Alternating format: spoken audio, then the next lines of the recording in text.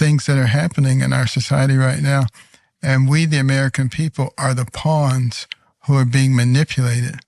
And it's one of the reasons that Khrushchev was so confident when he talked to Eisenhower and said that your grandchildren's children will live under our system. We won't have to fight a war because we think we won the Cold War. But they had a much better plan on how to actually change us, and we're falling for it. And we, the American people, have got to wake up before it's too late. And we've got to understand that part of the goal to overcome us is to divide us on the basis of race, age, income, gender, political affiliation, religion.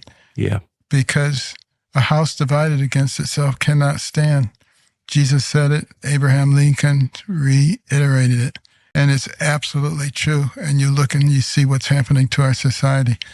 You know, we are neighbors and friends and co-workers and colleagues. We are not enemies. And look at the first letter of each of those words. We are not enemies. W-A-N-E, wane. We've allowed hatred and division to wax for a long time. Now it's time to let it wane and come together once again. It's okay to disagree about things. It doesn't make someone your enemy. Just because they have a different yard sign or a different opinion, it doesn't change the fact that that's your neighbor. And you think about the early days in our country when you had communities, sometimes of 50 or 100 families.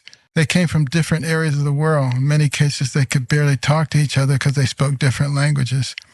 But they understood a concept called the common good. That's language that you see in much of the writings of our founders. The common good, what's good for all of us, not what's good for the Polish section or the German section or the African section, but what's good for everybody. And that was one of the things that made the difference. You know, if it was harvest time and Mr. Johnson broke his leg, everybody else harvested his crops.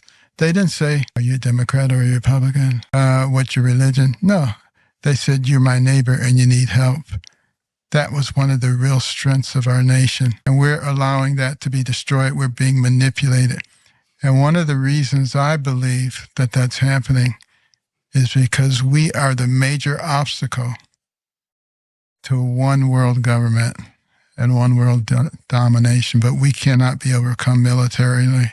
So you have to overcome us by destroying us from within. One of the reasons that people talked about the common good and believed that it was important is because they were Christians, and therefore they believed in the moral equality of mankind because every person's created by God. That doesn't seem to be a common view in the way that it was even 20 years ago.